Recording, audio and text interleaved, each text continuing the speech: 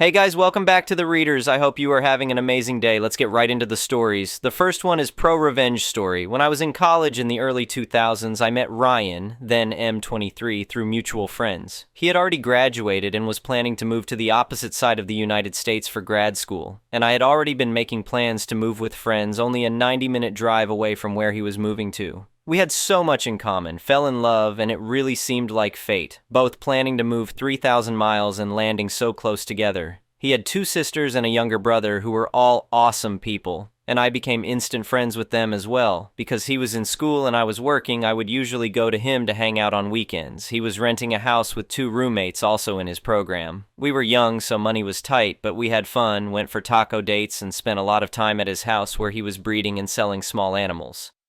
Ryan was an animal sciences PhD student, so being around animals was normal, and I loved it. I met and became friends with his advisor's wife, Diane, F. mid-50s, who worked in administration at the university. She is a lovely woman, and I would often have lunch with her when I went over on weekends.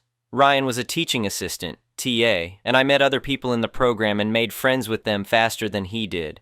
After about 2 years of dating, I was at the house one day, laying in bed together in a state of some undress, and he said out of the blue, "I'm concerned you've been gaining weight and it makes it harder for me to be attracted to you." No concern about my health, it was all about him finding me unattractive. I sat up and said, "Well, then maybe you should make sure there is better food for me to eat than crackers and cheese when I come up on weekends." Even at 23, I didn't take that kind of BS. I had gained maybe 10 pounds since meeting him 2 years earlier and still wore the same size clothes, about a US size 6, 8. I wasn't going to engage in a fight about it after all. It was his problem, not mine, so I asked him calmly, "So what is your solution to this?"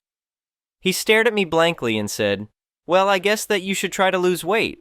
I said, "Nah, I'm not going to do that, so what are you going to do about it?" He said, "Well, I guess nothing. I wanted to let you know how I feel." I replied, "Cool, thank you." Put my clothes back on, went to sleep, and drove home the next day as usual. We kept dating, and about 3 months later he called me and said he wanted to break up after close to 3 years. The reason? And I quote, "You don't know enough about science." He felt like he couldn't have a conversation with me about his work where he didn't have to use common names for animals instead of scientific ones. I said, "Well, that's bullcrap. What's the real reason?" He insisted, "No, that's the real reason." He came to see me a month later to return something of mine, and I confronted him, demanding the real reason. "I need to know what actually happened between us, Ryan. I deserve the truth," I said, standing my ground. He finally admitted he had been seeing one of his undergrad students, let's call her Amber, a 19-year-old. He was then 26 and her teacher. "You've been cheating on me with one of your students? Are you kidding me?" I screamed at him to leave. My roommate threatened to throw him off our second-floor balcony if he didn't go, and he left. It hit me all at once after he walked out, and I went from rage to stunned laughter. I'd met Amber a few times, and at one point she was at his house for a BBQ and spilled something all over her pants. Ryan asked me if I could loan her some sweats. I couldn't because I was a size 8 and she was a size 18. Nothing wrong with that at all, but the point is I realized he made those comments about my weight to try and get me to break up with him because he was a coward. He clearly liked a big gal.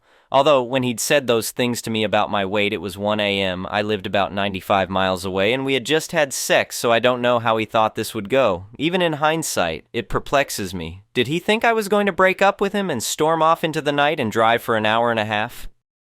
Anyway, I emailed his roommates. I wanted to let them know we'd broken up and that they were always lovely to me and thanked them for being friends. They both admitted they knew about Amber and were the ones to demand that Ryan tell me or they would. That's when he broke up with me with the lame, "you don't understand science" excuse. One of his roommates, a super nice, super cute guy named Lucas, offered to help me get a few things still at their house that he had collected for me away from around the house. He suggested I come up for the weekend. We go out and drink and have a good time. All the things Ryan didn't want to waste money on, and I said sure. So I went up and Lucas let me into the house while Ryan was gone.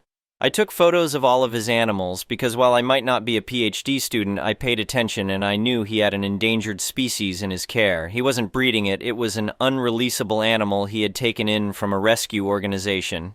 There was paperwork he had to submit with a $25 fee, and he refused to do it, saying he didn't want the government in his business. "Look at this," I said to Lucas, pointing at the animal. "He knows this is protected, right? And he's just ignoring the rules?" "Oh, yeah," Lucas sighed. "He thinks the regulations are stupid and don't apply to him." I took photos of that animal, all his breeding conditions, and a photo of an animal not allowed in the state which was in a tank. right next to a window and visible from outside. I then went out for a night on the town with Lucas. We stumbled in early, around midnight, so Ryan and Amber, who were watching TV, would see me in a short dress, drunk, and Lucas practically carrying me. "Look who's back," I said loudly as we walked past them. "Don't mind us, we're just having a little fun." I spent the night in Lucas's room. He was a total gentleman, but made sure to leave the room and parade past them in his boxers a few times, and we giggled and moaned loudly so they could hear us. When I went to leave the next morning, Ryan said I didn't have to act like a whore in front of him as I ate a donut slowly in my rumpled dress with messy hair while Lucas beamed at me and then planted a kiss on my head. "Really?" I said, taking another bite of donut. "That's rich coming from you." Amber looked ashamed, not quite knowing where to look, and I said, "Have fun with my leftovers," and walked out. I wanted to think the petty, loud, hook up, and a few juvenile insults was my revenge. It was not. The next day, I had my photos developed, this was before smartphones were everywhere, and called the State Office of Fish and Wildlife. I reported the animals in the house, the potential overcrowding of breeding animals, and the 2 animals he shouldn't legally have at all in the state, and asked them how to make a report. "I want to make sure I'm doing this right," I explained to the officer on the phone. "I have photos documenting everything." "You're doing exactly the right thing," the officer assured me. "We'll investigate this thoroughly." Turns out Ryan wasn't well liked by his peers in his program, or by his roommates, but I was. Lucas had suggested that he and their other roommate could submit complaints to the university that a TA was sleeping with one of his students and showing her favoritism. The night we were out at the bars, we made sure to tell the story to anyone who they knew. "You won't believe what our roommate is doing," Lucas would say. "He's sleeping with one of his students." They made sure all the women in his classes knew he was sleeping with Amber. It wasn't a large program, so people knew fast he had cheated and was now dating his student. Lucas and the other roommate made sure people knew they had put in complaints, sick of Ryan's entitled BS. With my full statement made and photos sent to the state wildlife officials, I called my friend Diane, Ryan's advisor's wife. She knew about the breakup and lame reason, and I let her know he admitted he was sleeping with a student. I'd been messaging with him, and he admitted to it in writing, so I sent that to Diane. "I can't believe this," Diane said, her voice tense with anger. "This is completely inappropriate and violates university policy." To say she was not happy about that was an understatement. She said she made sure it would be investigated and told her husband, Ryan's direct advisor, while I was on the phone with her. Speaking of investigations, a few weeks later Lucas called me, giddy, to say state fish and wildlife officials were there, confiscating animals. "You should see his face," Lucas laughed over the phone. "He's absolutely losing it right now." He told them he would be happy to tell them whatever they needed to know. Amber was there when it happened and told the officials as far as she knew, all the animals belonged to her boyfriend Ryan and that they were all legal. That put Lucas and the other roommate in the clear. One animal was kept in the backyard, so it was implied to Ryan that a neighbor reported it. While they were there to investigate, they knew to look in the back window to see the far more problematic, illegal to have in the state under nearly any circumstances, animal. Since Lucas was on the lease, he was able to let them in to investigate in the house. The animals were all in communal areas, and the officers stayed there for a few hours and returned with a warrant to take all the animals and enter Ryan's room to investigate. Lucas and the other roommate let them into their rooms with no issues and were quickly cleared. Amber apparently couldn't get a hold of Ryan and eventually drove to the university to find him. It was a good day. The only animals they left were some guppies in a fish tank. Now, PhD students need grant money to do research, and a large part of animal studies funding comes from the federal government. Ryan had just gotten an EPA grant right around when he broke up with me, so I called the EPA and asked how I would report that a person with a federal grant was being investigated for illegally harboring endangered animals. I believe there's an ethical issue with someone receiving government funding while simultaneously violating wildlife protection laws, I explained to the EPA representative. Long story short, he lost his EPA grant and had to make restitution on what had already been used, close to $30,000. He would never be able to get another federal grant. He avoided jail time on the state charges since all the animals were in good health, but lost all his breeding animals, worth thousands of dollars, since they were collected for safekeeping during the investigation when the 2 illegal animals were taken. In the end, he owed a $15,000 fine and the 2 animals went to a nearby nature center. For years, I would stop by if I was in the area to visit them. The university revoked his scholarship and fired him from teaching for having an inappropriate relationship with a student. He somehow escaped being expelled, but it always shocked me that he never tried to hide the relationship with Amber and was so stupidly self-assured he didn't even wait the 4 weeks until she would have been done with his class to start publicly dating her. By the university rules, he would have been in the clear to date her, not being her teacher anymore, and she would just have to avoid any classes he was a TA in. It never fails to make me laugh. After a few months, I emailed his sisters and told them I missed them because Ryan broke up with me after trying to call me fat and cheating on me, and I felt weird contacting them. "I've really missed talking with you guys," I wrote, but I wasn't sure if I should reach out after what happened with Ryan. The girls told me he told the family I broke up with him because of the distance. "Are you serious?" I replied. "He actually lied to you all about what happened?" I forwarded them emails that Ryan wrote after the breakup, talking about how he fell for Amber and he was sorry about it, but it was true. I couldn't keep up with him academically, and it made him attracted to Amber. Ryan managed to convince his dad to pay for one more year of school so he could get a master's instead of a PhD, and while I stayed in contact with his sisters and brother via email and then social media, I largely let it all go. I got even, made some friends, Diane became like an auntie to me, and I went on with life. I went on to get a master's degree myself in my specialty, helping scientists and doctors communicate their work to lay people. You know, us dummies who can't remember all the scientific names, I swear it happened by accident, not design, but I love it, and I work with everyone from small-town doctors and nurses to pharmaceutical companies to museums to state and federal governments to film and TV producers. I travel a lot and speak and get to learn a lot of cool things about our planet and how things work.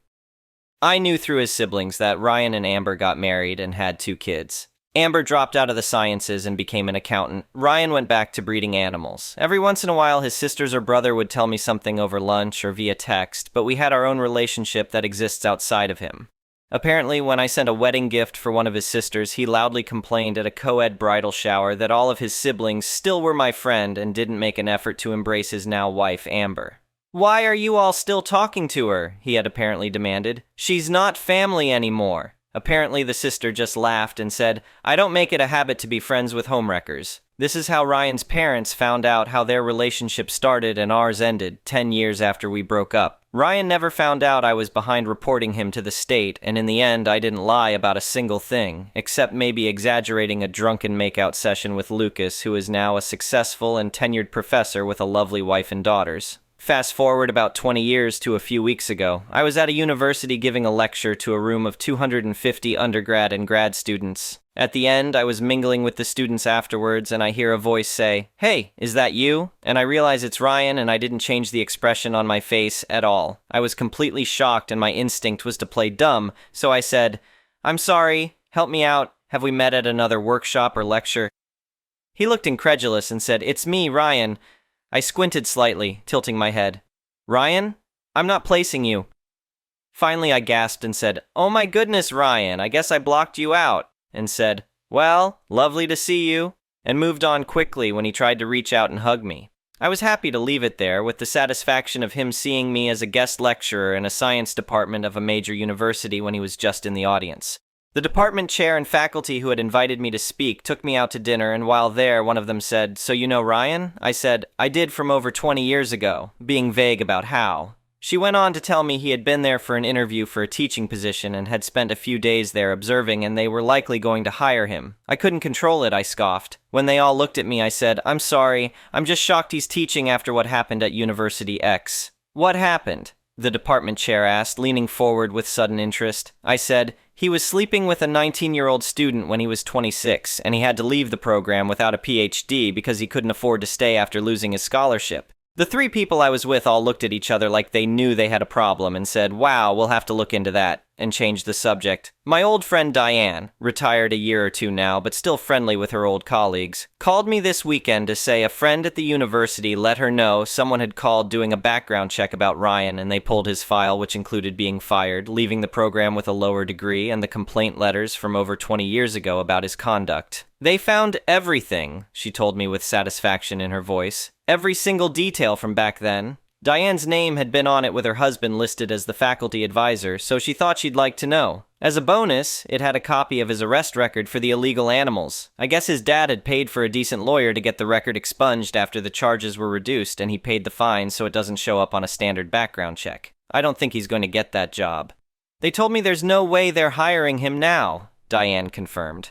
The background check was damning, so I will return to my life, content that the universe comes through sometimes, especially if you give it a little nudge now and then. The best revenge is when you don't have to do anything wrong, you just have to help direct knowledge to the right places. If there is anything I can impart to any young women and men reading this, as I shimmy happily into my now size 10 pants, it's that, if someone who is supposed to love you complains about your weight or looks, that is their problem to fix mentally, not yours, and maybe it's time to check out what they are doing behind your back or simply move on. Remember though, it is their flaw, not yours. If Ryan hadn't been a coward and tried to make me break up with him and just ended things with me in a mature way, I might not have found out about Amber and turned his own wickedness back on himself.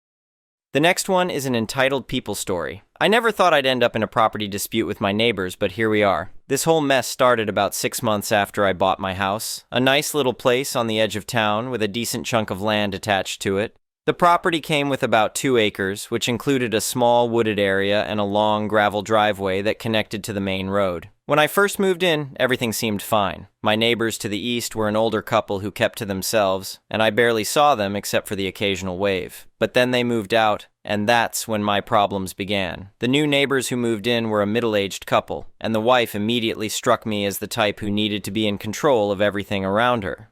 Within the first week, she was already walking around the property line, taking photos with her phone and making notes. I didn't think much of it at the time, figured she was just getting familiar with the area. The trouble started when I came home from work one day to find an old sedan parked right across my driveway entrance. Not beside it, not near it, but directly blocking the entire width of the driveway. I couldn't get in. I sat there in my truck for a minute, thinking maybe someone was just turning around or something, but no one came out. I walked up to the neighbor's house and knocked. The wife answered, and I politely explained that someone had blocked my driveway. She looked at me with this expression that I can only describe as smug satisfaction and told me that was her car. I asked her to move it, and that's when things got weird. She informed me that I had been using her driveway without permission, and she was putting a stop to it. I was confused because I had the survey documents from when I bought the house, and the driveway was clearly on my property. I tried to explain this, but she cut me off and said she had done her own research and the driveway was actually on her land. She claimed the previous owners had just been nice enough to let me use it, but those days were over. I went back to my truck and had to park on the street, then walk up the driveway to my house. This was inconvenient, but I figured I'd sort it out reasonably. I pulled out my property survey and deed, made copies, and brought them over the next day. I showed her the documents that clearly indicated the driveway was on my property, about 15 feet inside my property line actually. She barely looked at them, just waved her hand dismissively and said surveys could be wrong, that she had talked to someone who told her the land had been improperly divided years ago, and that her property actually extended to include my driveway. She had no documents, no proof, just her word and apparently some conversation with someone she wouldn't name. For the next 2 weeks, she kept parking cars in my driveway. Sometimes it was her car, sometimes her husband's truck, sometimes both. I'd come home and have to park on the street. I called the police, but they said it was a civil matter and I'd need to take it up with a lawyer. I contacted a property attorney who confirmed what I already knew. The driveway was definitely mine, and she was trespassing. The attorney sent her a formal letter explaining the property boundaries and demanding she stop blocking my access. Her response was to double down. She sent back a letter claiming that even if the driveway was technically on my property, she had established an easement through continuous use. This made no sense since she had only lived there for a few weeks, but logic didn't seem to be her strong suit. Then came the demand that would become my opportunity for malicious compliance. She marched over to my house one evening and told me that since I insisted the driveway was mine, I needed to maintain it properly. She complained that there were potholes developing, the gravel was getting thin in places, and as the landowner, it was my responsibility to fix it. She said if I didn't maintain my property properly, she'd report me to the county for creating a hazard. I just nodded and said I'd take care of it. She seemed satisfied and walked back to her house. Here's where the malicious compliance kicked in. See, she was absolutely right about one thing. As the property owner, I was responsible for maintaining my driveway, and that included deciding who could and couldn't use it. I called a fencing company the next day. I explained the situation and asked for a quote on installing a gate at the entrance of my driveway, right where it met the main road. They came out, took measurements, and gave me a reasonable price. I signed the contract immediately. While I was at it, I also called the gravel company and scheduled them to come fix up the driveway properly, fill in the potholes, and add a fresh layer of gravel throughout. If I was going to maintain my property, I was going to do it right. The fence company installed a beautiful gate over the next few days. It was a solid 6-foot-tall wooden gate that swung open from the center with a sturdy lock. I had them install it right at the property line where my driveway started. On my side of the gate, I put up a clearly visible private property, no trespassing sign. The neighbor's wife noticed the construction but didn't say anything at first. I think she assumed I was just putting up a decorative entrance or something. The gravel truck showed up next and spent a full day working on the driveway, making it look better than it had in years. It wasn't until I installed the lock on the gate that she came storming over. She demanded to know what I thought I was doing. I calmly explained that I was maintaining my property exactly as she had demanded. The driveway was now properly graveled and maintained, and I had secured it with a gate to prevent unauthorized use and trespassing. She turned red and started yelling that she needed access to that driveway. I asked why she would need access to my private driveway on my private property. She sputtered something about it being the only reasonable way to get to the back of her property. I pointed out that she had her own property and could create her own access if she needed it. That's when the truth came out. See, her property had access from a different road, a smaller side street that ran behind our properties. But that road was unpaved and rougher, and it would require her to drive around an extra quarter-mile to get to her backyard. She had been planning to use my driveway as a shortcut to access her back property line because it was more convenient. The previous owners had apparently let her predecessors do this occasionally, and she had assumed that right came with the house. She threatened to sue me. I told her to go ahead, that I had all the documentation showing the driveway was on my property, and I had every right to restrict access to it. I also reminded her that she had been trespassing and blocking my access for weeks, which my attorney would be happy to bring up in court. Her husband came over later that evening, much more reasonable than his wife. He apologized for the whole situation and admitted they had made assumptions about the property access. He asked if we could work out some kind of arrangement where they could occasionally use the driveway. I told him I'd consider it, but first, I needed an apology from his wife and compensation for the time I had been blocked from my own property. She never apologized. Instead, they hired someone to create a new access road on their property from the back street. It cost them several $1,000s to clear the path, lay gravel, and make it usable year-round. I heard her complaining to another neighbor about the expense and how unreasonable I was being.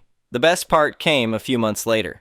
The county was doing some property tax reassessments, and the assessor needed to verify property lines. Both of our properties were reviewed. During this process, it came out that not only was my driveway completely on my land, but a portion of her fence that she had installed along what she thought was the property line was actually about 3 feet onto my property. The county sent her a notice that she needed to move her fence to the correct property line. She had to hire a surveyor, confirm the boundaries, and then pay to have the fence relocated. More expense, more hassle, all because she refused to accept the documented property lines from the start. I eventually installed an automatic gate opener for my convenience. Every time I drive through now, I make sure the gate closes completely behind me. She has to watch me come and go with easy access while she takes her longer route around the back. The whole situation taught me an important lesson about dealing with unreasonable people. Sometimes the best response to ridiculous demands is to comply with them so completely and literally that it exposes just how wrong they were. She demanded I maintain my property, and I did, in a way that made absolutely clear whose property it was and who had the right to use it. My driveway has never looked better, and I've never had another problem with unauthorized parking. The neighbors keep to themselves now, and I keep to mine. Sometimes I see her looking at my nice maintained driveway with its convenient gate as she heads out the long way to her back property, and I can't help but smile a little. The first one is a petty revenge story. I was out running errands and decided to fill up my tank since I was low. I pulled into a gas station owned by Mart that does not sell walls since I had a membership. One thing to note is that typically during the daytime, it's always packed since the gas station is on a busy road that leads in and out of town. My car is a Volvo, so the gas tank is on the passenger side instead of the driver's side. Enough context onto the story. I try to pull up in line because I notice someone finishing up. The cars are facing opposite to me because their tanks are normal. The driver in front of me finishes up, and I notice the pump behind them is also finishing up, and there's only one car, a red van, behind them. I decided to let both pass so the second didn't get trapped between me and the van. Right as the second car was pulling past, the red van decided to pull all the way up, taking the pump I intended on using. I tap my horn and smile politely, thinking she hadn't seen me and was wanting to leave room behind. Little did I know this was our Karen. I didn't think she'd heard me the first time, so I honk my horn again, maybe half a second this time. She glares over her shoulder and starts getting out. I roll my window down and poke my head out to have a short interaction. Me. Excuse me, ma'am? Can you back up? Karen. Dismissive. Just go around. Me. I can't. My thing is on the other side. Karen. Exacerbated and rude. Ugh, I don't back up for anyone. Okay then. If that's how you want to play, then fine. I make sure there isn't going to be a line behind her, then pull my car as close as I can towards the pump. This blocks her in while still leaving room behind me for cars to pass. A truck did pull up behind her after a minute or so, but he finished up by the time she had. As Karen gets back into her car, only then did she notice how I'd moved. The truck backed out, leaving her a clear and unobstructed path. She glared daggers at me and sat in her car, waiting. At this point, I'd parked and turned off my car. I wasn't under a time constraint, so I could wait this grunt out as long as I needed. After another minute or so, she gets out and approaches my window. I crack it slightly so she can ask me to move. "Sorry, ma'am, I don't back up." Then I go back to watching r/. Tell Hugo I said hi. She huffs back to her car and slowly backs out, and I get to fill my tank with a smug smile and a story. The next one is a malicious compliance story. So I served 20 years in the Air Force, and this story is from 1996. We were an atypical unit where our mission was always deployed. Not airframe related at all, but rather like the Army. We all trained with multiple weapons. We trained in convoy protocols. We set up our equipment and covered it all with camouflage netting. We dug our own foxholes. We pulled our own security, etc. You get the idea.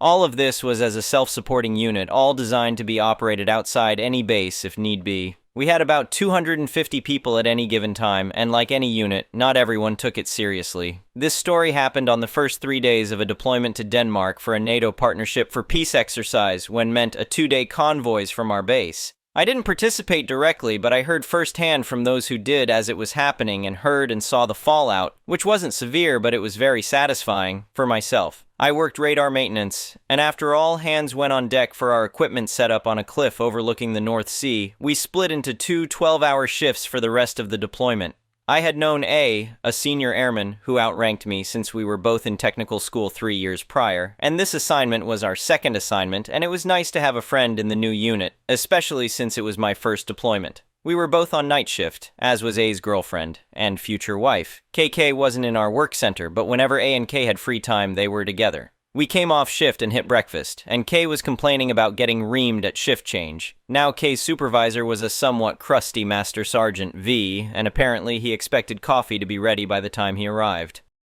Now most of us in the service love coffee. We need coffee. The 6 of us working nights in our work center went through 1 1/2 percolators, 30-cup reservoir, a night. Like if you have ever read a Jack Reacher book, his coffee preferences was exactly what it was like. The problem was that Kay and the one coworker she had on nights didn't drink coffee, so they didn't think of making it, and they also didn't think they should have to make coffee for someone else when they got 0 benefit. So that first breakfast after our night shifts began, they decided they would maliciously comply with MSG V's order to have coffee ready when he came on shift.